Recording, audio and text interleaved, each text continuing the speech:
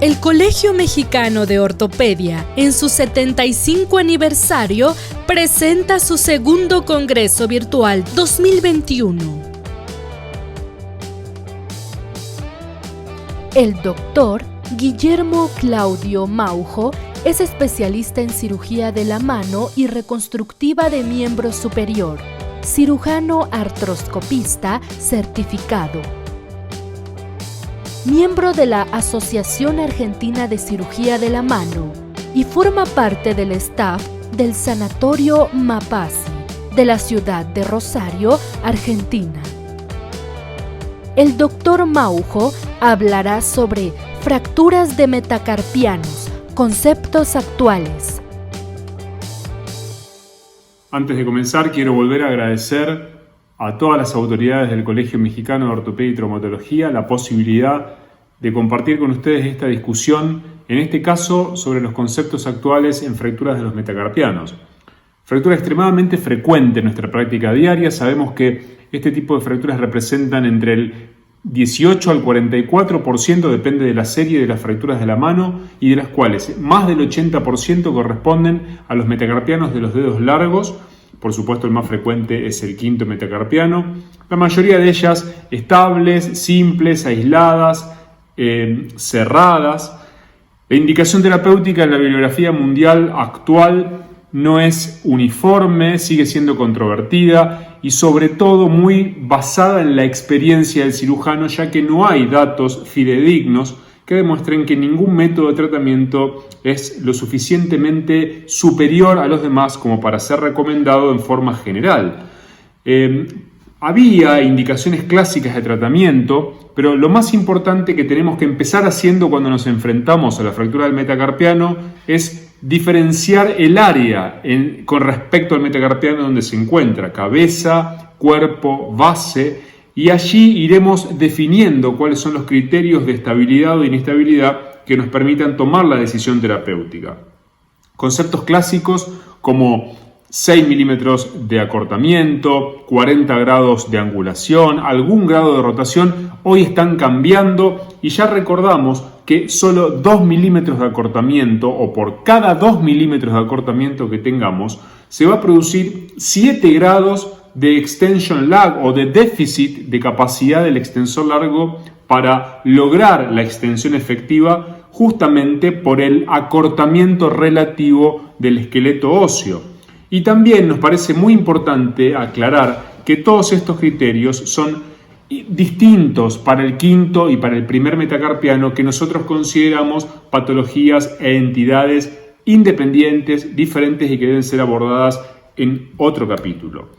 Los diagnósticos evidentemente son fundamentalmente clínicos. Arrancamos con la evaluación de nuestro paciente, la mecánica del trauma, evaluando la mano, la existencia de flogosis, tumefacción, el tipo de dolor. A veces son fracturas que pasan inadvertidas con poco dolor. Entonces, prestar atención a la mecánica del trauma, por supuesto, iniciar el estudio con radiografías, pero teniendo en cuenta que tenemos casi un 15% de falsos negativos, sobre todo no pudiendo reconocer terceros fragmentos existentes.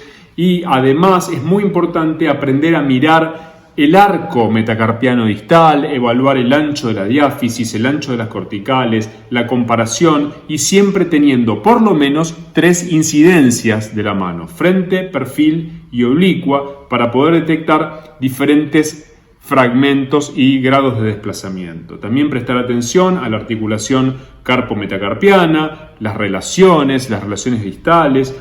La tomografía y la resonancia en nuestros países de Latinoamérica es más difícil acceder para cuando no es extremadamente necesario por una cuestión de costo-beneficio. Por supuesto que se acerca con su sensibilidad al 100% y hoy en día comienza a darse auge al uso de la ecografía o el ultrasonido para la detección de patología ósea y no solo su uso habitual en patología de partes blandas. Lo que pasa es que es una actividad operador dependiente que a veces no se encuentra en manos del traumatólogo tratante.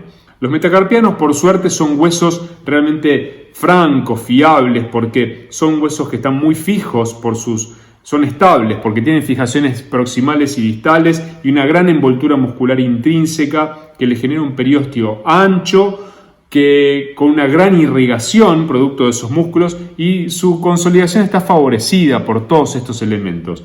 El problema es que cuando nosotros decidimos intervenirla, ahí aparecen las complicaciones. Gran parte de las complicaciones con respecto a la consolidación ocurren durante el tratamiento quirúrgico. Y no debemos perder de vista que gran parte de las fracturas de los metacarpianos, sobre todo aquellas extraarticulares y que no sean del primero, pueden ser tratadas de forma conservadora si es que no retrasan el inicio de la movilidad.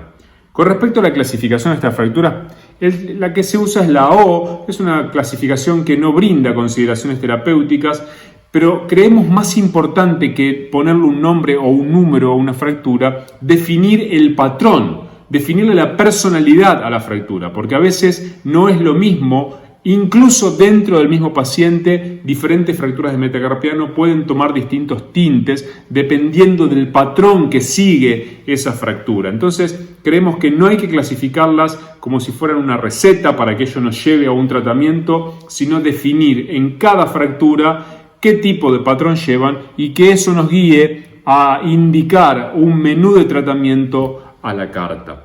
Objetivos del tratamiento son rápidos y obviamente coincidimos en todos que la consolidación debe ser sin rotaciones, el metacarpiano debe consolidar sin angulación, reponiendo la longitud que restaure el arco dorsal para una rápida y completa recuperación de la función, evitando el daño articular y atrogénico durante nuestro tratamiento y sobre todo mantener el deslizamiento del plano extensor.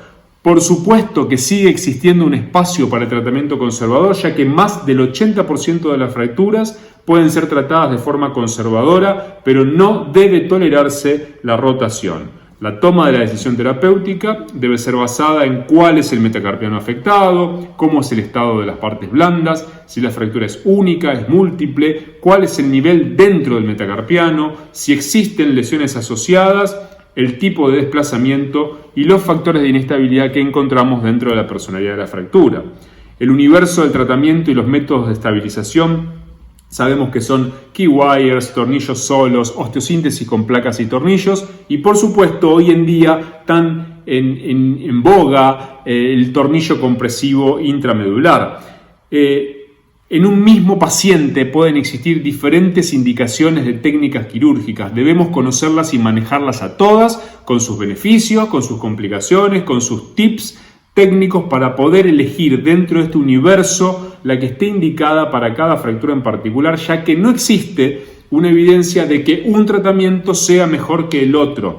Entonces, nosotros preferimos decidir por patrón fracturario. Fracturas transversas con mínimo desplazamiento, puede hacerse con total facilidad un tratamiento con key wires de ingreso anterógrado en 1, 2, 3 distintas configuraciones. Lo que pasa es que existen trabajos científicos que muestran un gran resultado comparativamente con otros métodos, pero debe utilizarse una férula o un yeso posoperatorio porque esto no brinda estabilidad absoluta por sí solo dentro de la construcción, no importa cuál fuere la construcción. Nosotros para este tipo de fracturas transversas sin desplazamiento preferimos hoy en día el tornillo intramedular. Hay que tener algunos detalles muy importantes, saber en la planificación con qué marca de tornillo vamos a trabajar, cuál es la longitud efectiva de trabajo que vamos a tener y tomar mediciones de los metacarpianos, el ancho del istmo, la localización y recordar que no nos queden tornillos cortos. Ese tornillo que ustedes están viendo en el quinto metacarpiano es corto. El tornillo debe ser medido de forma preoperatoria para estar seguros de que podemos llegar a estabilizar con buena forma y con buen tamaño una fractura de metacarpiano. Es una técnica realmente sencilla si se conocen los detalles, pequeñas incisiones, teniendo cuidado de no dañar con la mecha el tendón extensor para no generar un daño iatrogénico, y cuando vamos a perforar en la cabeza del metacarpiano, utilizando siempre el 20% más dorsal de la cabeza del metacarpiano y no dañando más que esa cantidad de superficie articular de la cabeza. Y si la fractura es conminuta en el cuello, tratando de no comprimir para que no se pierda altura en la construcción del arco metacarpiano distal. Si la fractura es espiroidea o oblicuas largas sin terceros fragmentos, preferimos los tornillos solos teniendo algún cuidado en el detalle de la cirugía. Como ven acá, respetamos los vasos longitudinales, pequeños abordajes periósticos, no desperiostizando todo el metacarpiano, justamente para lo que decíamos, no agregar una incidencia iatrogénica de pseudoartrosis, y por supuesto al finalizar un cierre muy prolijo del periósteo que permita la reconstitución ad integrum del deslizamiento tendinoso. Tener cuidado en estas fracturas, que a veces aparece un tercer fragmento que está oculto, y en ese caso vamos a necesitar recurrir a la síntesis con una placa que nos permita puentear este defecto por una disminución de la capacidad de contacto de ese tercer fragmento, o a veces asociando alguna sutura, esos nudos que nosotros en nuestro caso hacemos con Ticron, que nos permite anudar el metacarpiano y darle una forma cilíndrica antes de poner la placa. Creo que es un tip bastante interesante. Por último, entonces repetir que el tratamiento debe ser basado en el patrón fracturario y no hay evidencia que un tratamiento sea mejor que otro. Elegir para cada paciente y para cada metacarpiano de ese paciente el tratamiento más correcto, no aceptando cambios en la longitud y en la rotación, porque de eso va a depender el resultado y la evolución. Reparar el periósteo, la movilización precoz de la osteosíntesis, sobre todo en el plano tendinoso, y recordar que si vamos a hacer un tornillo endomedular debemos respetar el punto de entrada, no acortar con la compresión y cuidado con el largo del tornillo. Desde ya, muchas gracias a ustedes por su atención.